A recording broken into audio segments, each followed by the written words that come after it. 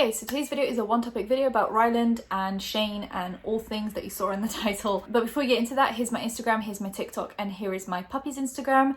And subscribe, hit that bell so you know what's happening on the internet and everywhere else on the internet and outside the internet. I don't know. Like and comment for engagement, and let's get into it. So, Ryland Adams. Ryland Adams is Shane Dawson's fiance. As you guys all know, you know who Shane Dawson is. We don't have to get into all of that. But there's obviously some drama there with Ryland being essentially punished for being in a relationship with someone who is so cancelled. Like, so far gone, so far cancelled. And I'm going to go into like Morgan Adams as well a little bit, just to give you guys kind of like my opinion on all of that. Right, this all kind of started with Ryland Adams posting about merch. So he posted he's releasing The Sip merch. Now, The Sip is Ryland's podcast that he has with Lizzie, based on pop culture, drama, tea, that kind of a thing. Which, when this was announced, a lot of people had an issue with the fact that he's always in drama because of Shane Dawson.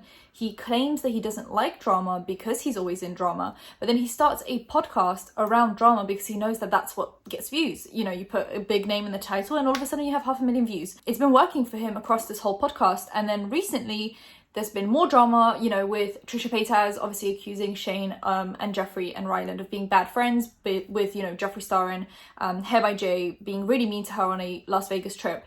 And then her going to Shane and Ryland and telling them that, and them just basically ignoring it because Jeffree Star brings in the big checks. That's all happened. And since then, Shane Dawson has been kind of quiet. Ryland has been quiet. Ryland addressed it a little bit on his podcast with Lizzie, but that didn't go over too well. And there were a lot of drama channels, you know, talking about this. So I guess that's what made him reconsider, because after releasing merch around The Sip and Shane reposting the merch, he posted an episode called What Our Boyfriends Have to Deal With. And the first part of it is just Valentine's Day, you know, talking about stuff like that.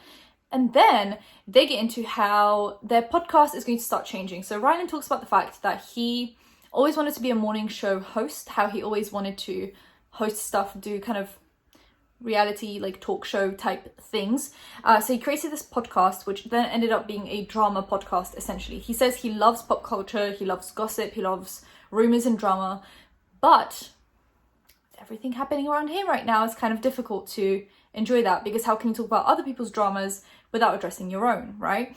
So he says it's like a moral dilemma of where he wants the podcast to go. And I had one thing that I just kept on thinking about during this whole thing is he has a co-host, right? Lizzie. And it's The Sip with Ryland Adams and Lizzie. I can't remember her surname for the life of me, but Lizzie. At no point did he say, oh, me and Lizzie decided that we were going to evolve our podcast. Me and Lizzie decided that it's not a good idea, because you know what? Lizzie's never in drama. Lizzie doesn't get herself into scandals, so Lizzie does not care if she has a drama podcast or not, because she's allowed to talk about drama because she's never in drama. So this whole time Ryland's like, oh well, I had a moral dilemma, I am always in drama and I don't really feel comfortable talking about drama anymore, so I want this podcast to evolve. And at some point I was just like, did Lizzie even take part in like debating any of this? Like, was she part of the plan to change all of this? Because it just seemed like he was springing up on her the way he sprung out on us. Like, it's just really strange how every decision right now is being made by Ryland. And actually I didn't notice this before, and I posted my last video about the podcast, not like physically my last video, but like the last time I spoke about this. I had a lot of comments telling me, isn't it kind of strange that he doesn't consult her about anything? Because there was this one clip where she was going through comments. It was right after the Trisha drama. She was going through comments and all of a sudden the comments get deleted. Well, they get turned off. She calls Ryland. She's like, oh my God, are we being hacked? And he's like, no, I just turned off all the comments on our podcast. Essentially cutting out all engagement and pushing their videos out of recommended, because that's what happens. If you have no engagement on your videos are not going to get pushed out. It's just like, at no point did he consult his co-host, like the co-owner of this podcast, about turning off comments on their podcast, because he got himself into drama. She didn't. Once again, Lizzie didn't get herself into drama, so why should Lizzie be facing the consequences of that? He's such an irresponsible co-host, and it's starting to really annoy me. And it seemed to annoy a lot of other people on my last video about this, because they really just mentioned this. They were like, it's really strange how he's not even asking her if he's allowed to do that.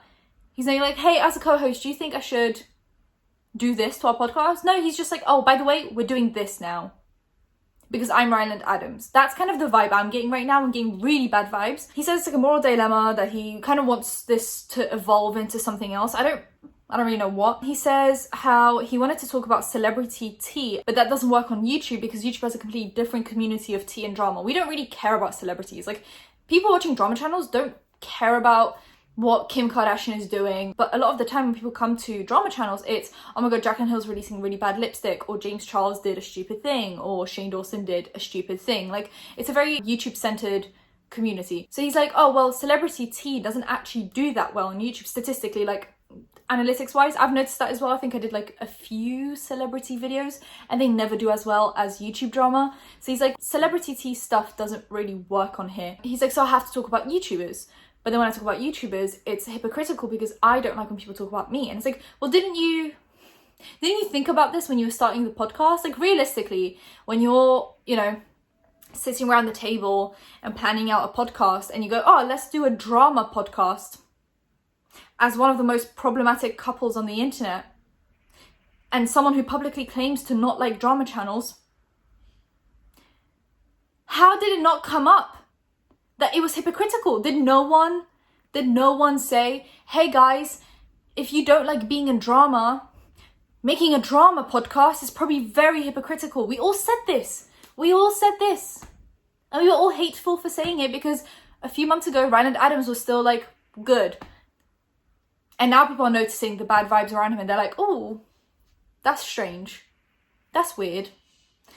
Just saying. It's really weird. It's really weird how he decided to create a tea podcast and then still bang on about the fact that he doesn't like tea channels. It's like your whole podcast is based off what we do.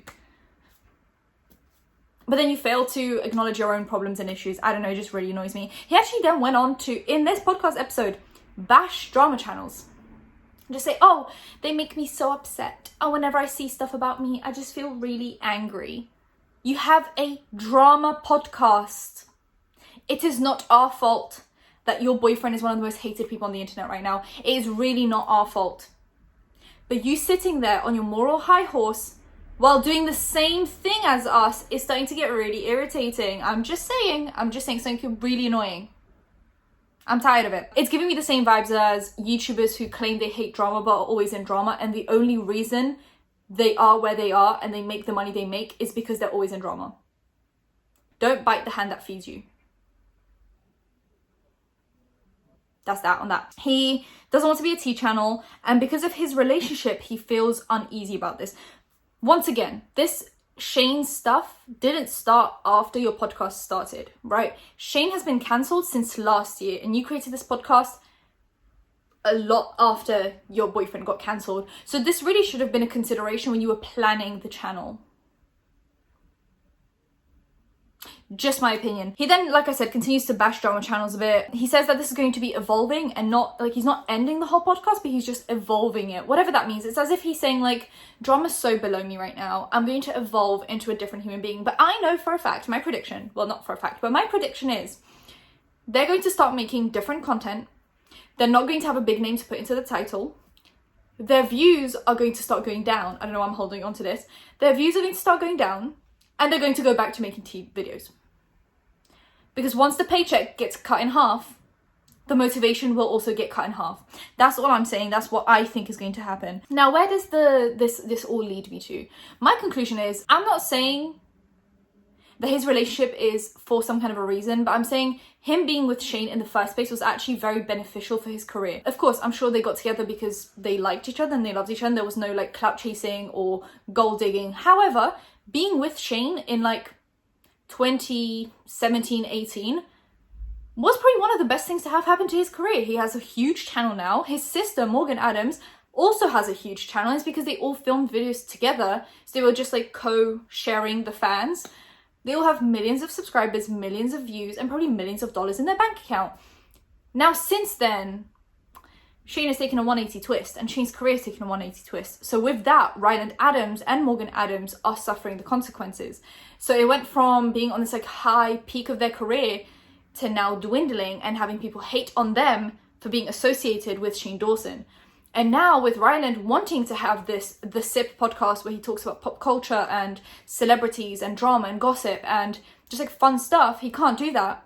Not because he's problematic, but because his partner is problematic. And that's where this whole situation kind of leads me to saying, like, Shane Dawson essentially ruined this whole podcast for him, because if Shane didn't have problematic stuff coming out about him every month, like clockwork, then Ryland could full on just have this like drama pop culture podcast without anyone saying, oh, that's hypocritical, why are you doing that? Because they wouldn't be getting in drama and they wouldn't be on drama channels. But because of Shane, Ryland can't have this podcast, essentially, because it's hypocritical.